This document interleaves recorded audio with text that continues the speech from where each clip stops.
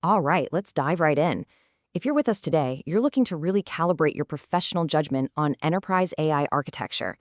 I'm putting on my senior consultant hat for this explainer because we are tackling the absolute biggest hurdle out there, scaling AI safely.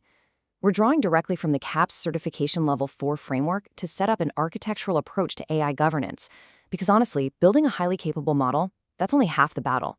Ensuring it operates responsibly and legally is what separates a wildly successful deployment from a catastrophic failure. So I want to hook you immediately by asking a pretty provocative question. Is your AI actually a liability? Think about it. When we deploy artificial intelligence at scale, we aren't just scaling efficiency, we are scaling risk. If an algorithm is fundamentally flawed, or if it starts hallucinating, like generating completely fake legal citations to win an argument, or fabricating financial statistics out of thin air to make a quarterly report look good, it doesn't just make one isolated mistake. It makes thousands of them, instantly. Are you building an asset, or are you architecting a massive liability? Here is our CAP Level 4 blueprint for today. We're going to cover defining high-risk AI, pre-deployment standards, the pillars of governance, and finally, operating with enhanced oversight. Let's get to it. Okay, first up, defining high-risk AI and really zoning that landscape. Before we build anything, we have to survey the landscape, right? We need to figure out which AI domains actually carry the inherent potential for serious, real-world harm. Take a look at this internationally recognized baseline from the European Union AI Act. It covers credit scoring, employment decisions, educational access, critical infrastructure, law enforcement, healthcare, and public services. Now, even if your organization isn't subject to the EU AI Act right this second, you absolutely must pay attention to this framework. If your AI touches literally any of these domains, you are dealing with people's livelihoods and health. You have to treat it as high risk, regardless of your local regulatory environment. Now, when you're evaluating task risk versus AI capability, I want you to use this as your quick go-to consultant checklist: scale and automation. It's really that simple. First, ask yourself, what's the scale? If an AI makes 100 decisions a day with a 2% error rate, okay, that's 2 mistakes. But crank that scale up to 100,000 decisions a day. That same 2% error rate means 2,000 people receive incorrect, potentially harmful outcomes every single day. That is a systemic failure. Second, what is the automation level? Does the AI just recommend an action to a human reviewer, or does it trigger an automatic, irreversible action? High volume plus automatic triggers? Yeah, that equals critical risk. Moving right along to pre-deployment standards. Think of this as your strict inspection before launch. This is exactly like the building inspection before you get your certificate of occupancy. A high-risk AI literally cannot be pushed to production by an eager engineering team without sequentially clearing these 5 non-negotiable safety checkpoints. First, strict documentation of its purpose and scope. Second, a thorough data audit. Third, a quantitative bias evaluation to ensure balanced performance. Fourth, a clear human oversight design. And fifth, a formal legal and compliance review. Look, launching without that legal review isn't just a technology issue. It's a massive corporate liability just waiting to happen. To really understand why that data audit step is absolutely crucial, let's look at a concrete case study from the framework, Vilma's credit model. Imagine an AI trained on an impressive 12 years of historical lending data. On paper, more data sounds better, right? But a deep dive data audit revealed that this specific historical data reflected a period when the bank's branch network was heavily concentrated in very specific neighborhoods with very specific customer demographics. It was totally skewed. And the analysis revealed a pretty harsh truth. The model learned those patterns faithfully. The problem was that the patterns encoded historical bias, not actual risk. You see, an AI model is essentially just a mirror reflecting the data it's fed. It doesn't have a moral compass or historical context. In this case, the AI did exactly what it was trained to do. It absorbed 12 years of demographic redlining and perfectly replicated it, all under the guise of an objective algorithm.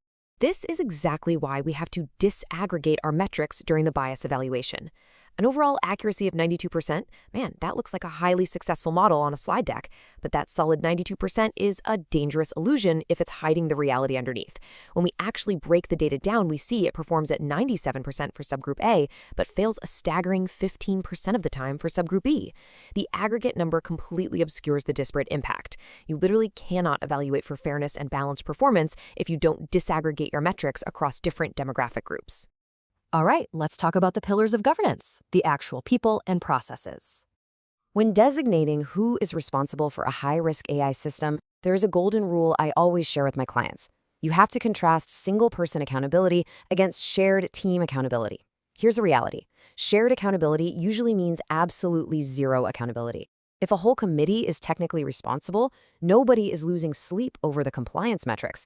You need one specific, designated human being to own the system's ongoing compliance and to be completely on the hook if something goes wrong.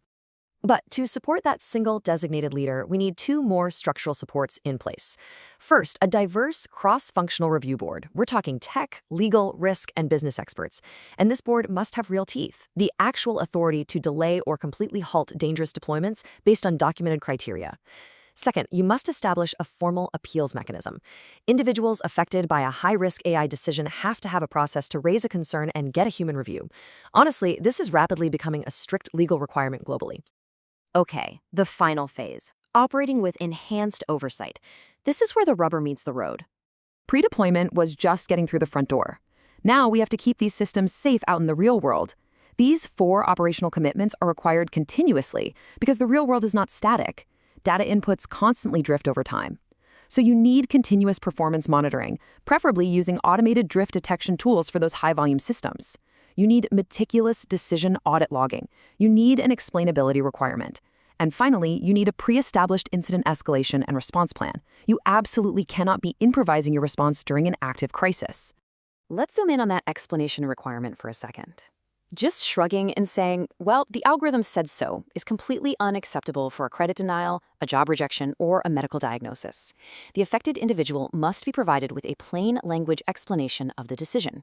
If your model is hiding behind complex internal math, or even worse, trying to justify its decision with fabricated, hallucinated statistics like we talked about earlier, it fails the test entirely.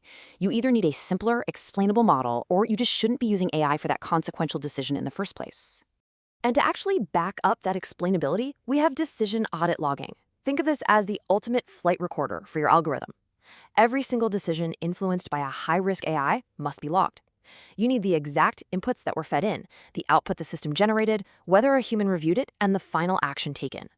This serves 2 massive functions. It allows you to reconstruct the exact failure when a specific complaint is filed, and it provides the raw data needed to conduct ongoing statistical audits of the system's performance over time.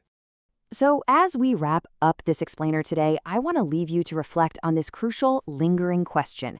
Who will answer when your algorithm fails? Because, let's face it, it's not a matter of if, but when. By defining high-risk domains, enforcing strict pre-deployment standards, building robust governance pillars, and maintaining continuous oversight, you are ensuring that when that failure happens, it is caught early, managed responsibly, and doesn't destroy livelihoods. Ensure your architectural blueprint is fully built and functioning long before the regulators come knocking. Keep building smartly and keep building safely.